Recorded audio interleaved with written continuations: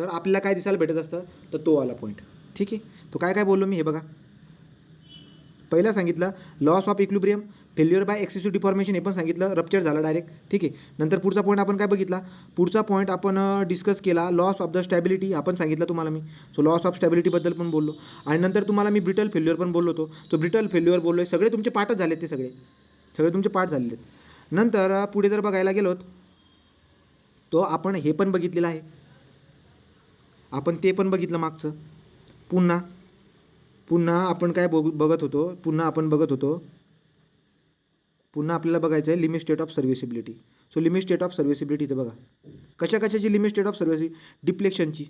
ठीक आहे, डिप्लेक्शनची. आता डिप्लेक्शनची सर्व्हिसिबिलिटी पण आपण बघू. व्हायब्रेशन, ड्युरेबिलिटी, फायर रेजिस्टंट, सगळे 5-6 पॉईंट तुम्हाला एक्स्ट्राचे पॉईंट सांगितले मी डायरेक्ट. पॉइंटिंग पण बोललो आहे. ठीक आहे, तो पॉइंटिंग झालं, रिपेरेबल डॅमेज झालं, हे सगळे पॉईंट मी तुम्हाला बोलले. पहिले मला सांगा, मी जे तुम्हाला बोललो ते तुम्हाला कळालं का? मी जे आतापर्यंत इथपर्यंत शिकवलं कळालं का? 29 पेज नंबर 30 पेज नंबरवरती आपला डाटा आहे. परीक्षेमध्ये क्वेश्चन आल्यानंतर इथून आपल्याला ते लिहायचं आहे. पण कन्सेप्ट तुमच्या डोक्यात शिरली का? सागर, सूरज, जालिम, पोरी, बाकीच्या क्लिअर? आता पुढे जाऊ. नोट काय बघा, 800 IS कोड 800/2007. IS कोड 800/2007 जो लिमिट स्टेटसाठी आहे आपला, राईट. IS कोड 800/2007 जो आपला लिमिट स्टेट कशासाठी आहे? लिमिट स्टेटसाठी आहे. इथं जर तुम्ही बघायला गेलात, सध्या आपण जे स्टीलचे स्ट्रक्चर बनवतो ते लिमिट स्टेट मेथडने बनवतो. सध्या आपण जे स्टीलचे स्ट्रक्चर डिझाईन करतो ते लिमिट स्टेट या फिलॉसॉफीने आपण बनवतो, लिमिट स्टेट मेथडने आपण बनवतो. पण काही स्ट्रक्चर आपण वर्किंग स्ट्रेस मेथडने सुद्धा बनवतो. पण वर्किंग स्ट्रेस मेथड वापरताना आपण थोडे चेंजेस केलेले आहेत, जे चेंजेस खूप वर्षानंतर झालेले आहेत. लक्षात घ्या. IS कोड 800/1984 जो होता, 1984 हा जो होता, हा वर्किंग स्ट्रेस मेथडसाठी होता. वर्किंग स्ट्रेस मेथडसाठी IS कोड 800/1984. IS कोड 800/2007 मध्ये तुम्हाला लिमिट स्टेट मेथडची 99% जानकारी भेटते. 99%. तो सध्यासाठी स्टील स्ट्रक्चर जे आपण बनवणार आहोत, ते लिमिट स्टेट मेथडच्या पद्धतीने बनवणार आहोत, त्या मेथडने आपण बनवणार आहोत. बट काही स्ट्रक्चर आपण वर्किंग स्ट्रेस मेथडने पण बनवतो, जसे की ब्रिज झाले. स्टीलचे जे ब्रिजेस असतात ते वर्किंग स्ट्रेस मेथडने बनवणार. पण वर्किंग स्ट्रेस मेथडला आपण थोडी मॉडिफाईड केली. जर मी स्टीलच्या स्ट्रक्चरला डिझाईन करण्यासाठी वर्किंग स्ट्रेस मेथड जर आज वापरली, तर मी तिच्यामध्ये बदल केला आहे. काय बदल केला आहे? मी रिसिड्युअल स्ट्रेसेस जे असतात, रिसिड्युअल स्ट्रेसेस नाही, रिझर्व्ह स्ट्रेंथ म्हणजे काय बरं का? लाईट आली बरं. रिझर्व्ह स्ट्रेंथ म्हणजे काय बरं का? तो रिझर्व्ह स्ट्रेंथ याचा अर्थ असा होणार आहे की आपण यील्ड स्ट्रेसच्या पुढची स्ट्रेंथ पण वापरणार, आपण इलॅस्टिक रेंजमधली ताकद नाही वापरणार, त्याच्या पुढची स्ट्रेंथ पण वापरणार. बस एवढा फरक आपण लक्षात घेऊन वर्किंग स्ट्रेस मेथडने डिझायनिंग करतो. पूर्ण स्ट्रेंथ नाही, पण थोडीफार रिझर्व्ह स्ट्रेंथ जी आहे ना ती वापरणार. तो लक्षात घ्या. आजकाल आपण लिमिट स्टेट मेथडचा जास्त करून वापर करतो, पण कधी कधी आपण वर्किंग स्ट्रेस मेथडचा पण वापर करणार. पण आजकाल जी वर्किंग स्ट्रेस मेथड आपण वापरणार तिच्यामध्ये थोडासा बदलाव आहे, तो म्हणजे रिझर्व्ह स्ट्रेंथचा. रिझर्व्ह स्ट्रेंथ म्हणजे काय बरं का? आपण त्याची इलॅस्टिक रेंजमधली ताकद नाही वापरणार, त्याच्यापेक्षा थोडी जास्त ताकद वापरणार, जेणेकरून इकॉनॉमिकलचा प्रॉब्लेम दूर होऊन जाईल. राईट. तो जेणेकरून इकॉनॉमिकलचा प्रॉब्लेम काय होऊन जाईल? दूर होऊन जाईल. इथपर्यंत पॉईंट क्लिअर झाला का? काय बोललो मी तुम्हाला? तर हे पॉईंट वाटल्यास उद्या लिहून देईल मी. उद्या लिहून दिले हे पॉईंट. हे जे पॉईंट मी बोलतो ना, याला इंग्रजीमध्ये लिहायचं आपल्याला, पण मी तुम्हाला उद्या लिहून देईल. ठीक आहे. आता बघा पुढचा पॉईंट काय आहे? पुढचा पॉईंट आपला IS कोडचा आहे. पार्शियल. आता आपल्याकडे काय आहे? पार्शियल सेफ्टी फॅक्टर आहे मटेरियलच्या स्ट्रेंथवरती, आणि पार्शियल सेफ्टी फॅक्टर आहे आपल्याकडे लोडवरती. तो लोडला आपण वाढवून घेतो, मटेरियलची स्ट्रेंथ आपण कमी करून घेतो. तो पार्शियल सेफ्टी फॅक्टर आहे आपल्याकडे मटेरियलच्या स्ट्रेंथवरती, पार्शियल सेफ्टी फॅक्टर आहे आपल्याकडे लोडवरती. पुन्हा आपण जाणार आपल्या IS कोडकडे. सो पुन्हा आपण जातो आपल्या IS कोडकडे. तो IS कोडकडे झाला, हा आहे आपला IS कोड.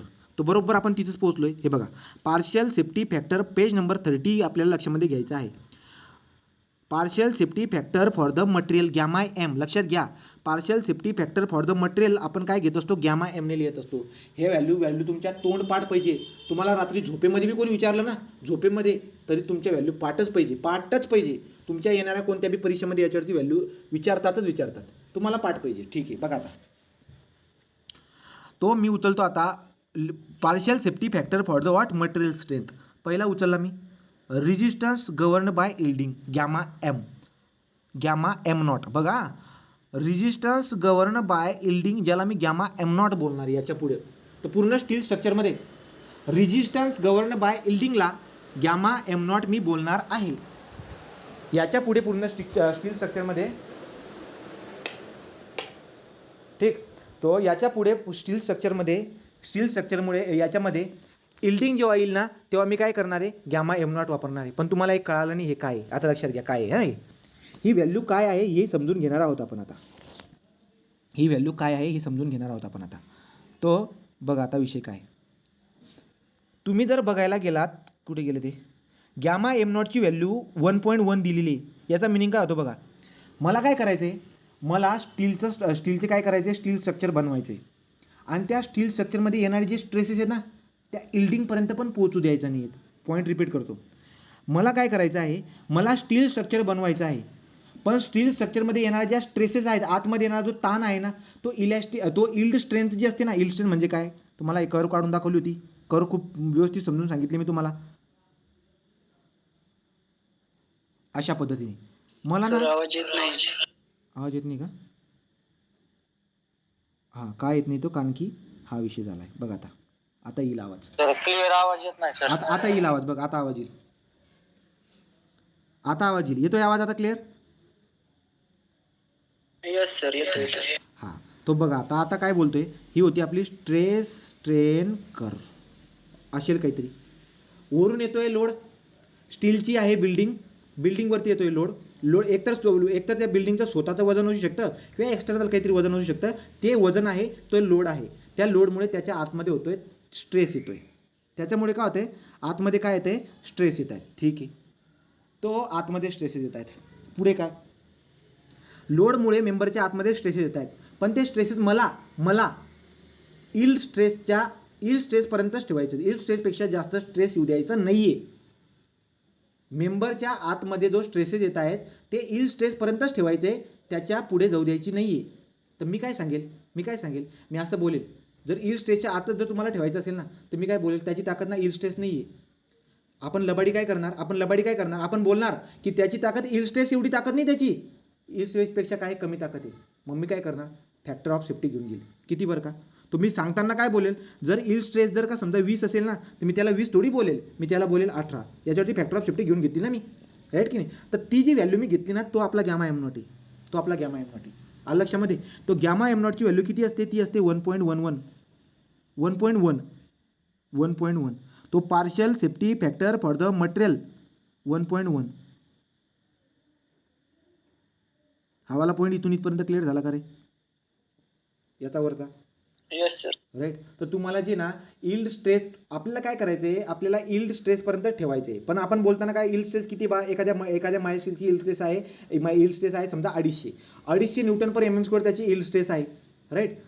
पण आपल्याला काय करायचं इल्ड स्ट्रेस एवढा ताण येऊ द्यायचा ना मग आपण काय करतो नाही बाबा आपण कमी करून घेतो. आलं लक्षामध्ये. तो आपण कमी म्हणजे त्याची ताकद इल्ड स्ट्रेस एवढी नाही त्याच्यापेक्षा कमी असं अजून करून आपण काम करून घेत असतो. गॅमा एम नॉट किती असतो 1.1. सो इल्डिंगसाठी जो फॅक्टर ऑफ सेफ्टी असणार आहे आपला तो असणार आहे 1.1. पुढे resistance of member to the buckling gamma M naught त्याला पण गॅमा एम नॉटच बोलतोय. Right. So gamma M naught बोलतोय त्याला. आता हा काय बघा बकलचा मिनिंग काय होतो. बकल म्हणजे काय हा आहे आपला कॉलम. कोणता कॉलम इलेक्ट्रिकलचा कॉलम.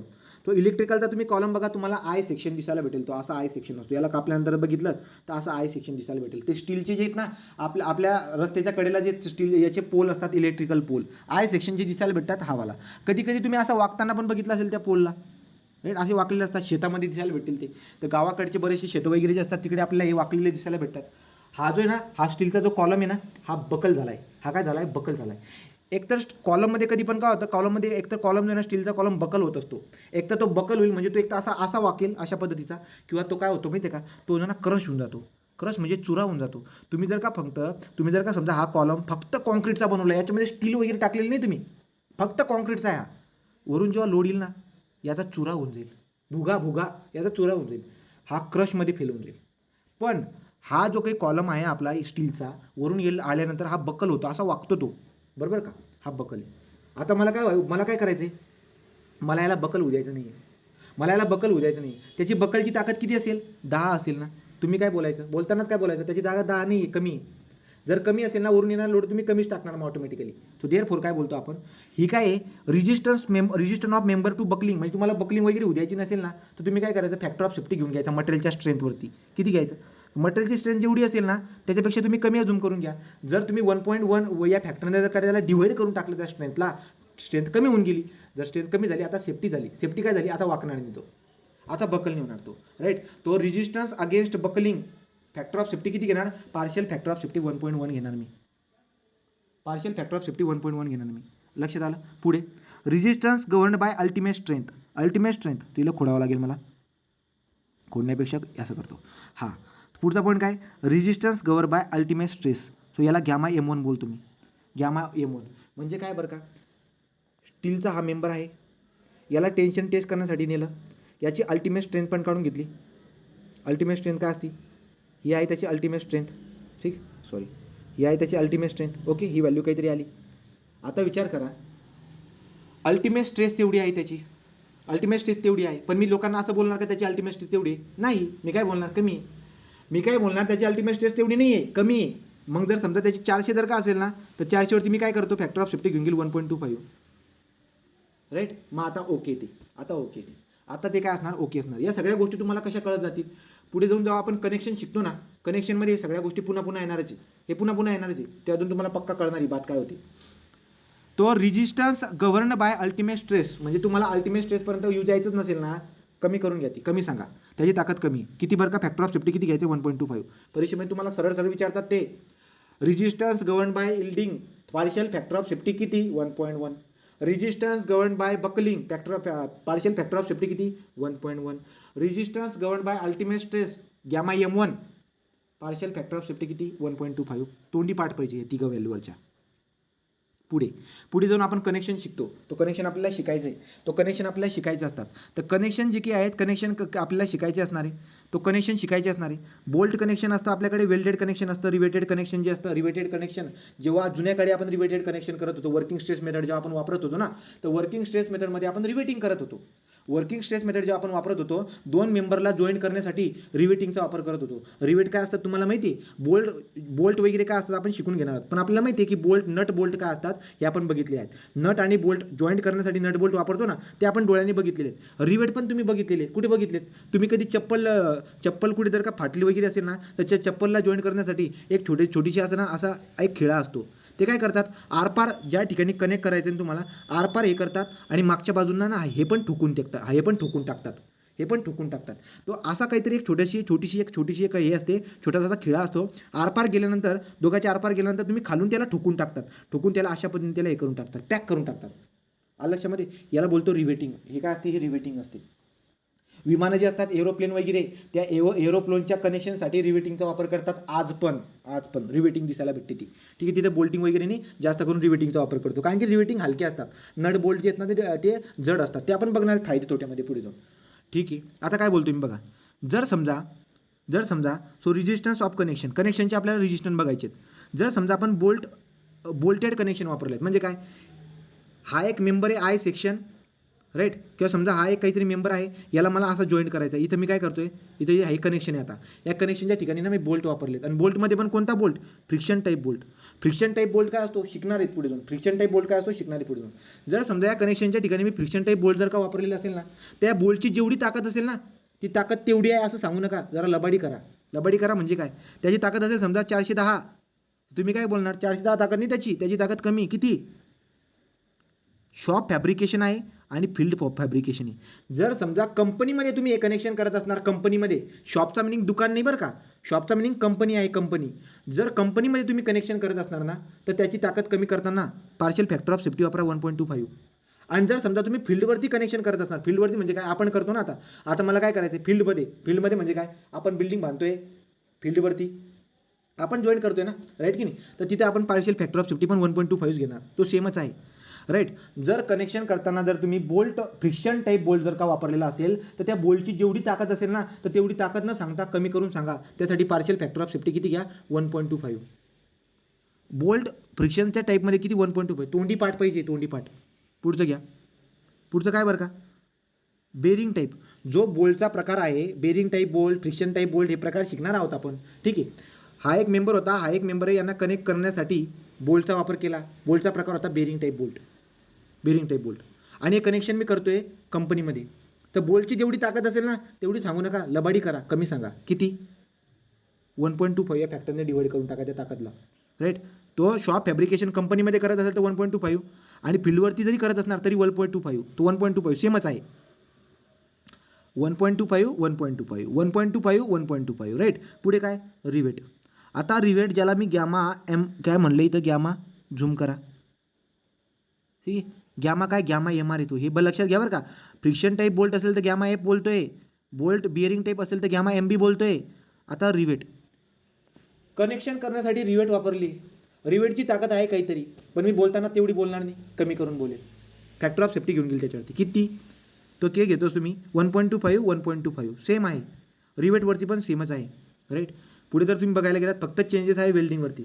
तर वेल्डिंगची जेवढी ताकद असेल ती वेल्डिंगची ताकद तुम्हाला कमी करून घ्यावं लागत असते. Gamma M W. जर समजा कंपनीमध्ये वेल्डिंग करत असणार तर वेल्डिंगची ताकदला कमी करण्यासाठी फॅक्टर वापरणार 1.25. राईट. पण जर तुम्ही वेल्डिंग फील्डमध्ये करत असणार तर तिथे फॅक्टर मला जास्त घ्यावा लागतो. जेवढी ताकद असेल ना त्याच्यापेक्षा अजून कमी ताकद हे करावं लागते. का? कारण की वेल्डिंग जो इकडे फील्डवरती जो वेल्डिंग करतो ना तो एवढे स्किल लेबर नसतो. तो स्किल नंबर म्हणजे त्याला एवढा अक्कल नसते. वेल्डिंग कशी करायची एवढी खास त्याला अक्कल नसते. म्हणून वेल्डिंगची जेवढी स्ट्रेंथ असेल ना ती आपण काय करणार, खूप कमी सांगणार की येणे यार खूप कमी स्ट्रेंथ आहे. अशा पद्धतीने हा तक्ता तुमच्या लक्षात आला का? हा लक्षात राहायला पाहिजे, पाठ पाहिजे हा. तो पेज नंबरवरची ही माहिती आपण पाठ केली. हे क्लिअर झालं का तुम्हाला रे?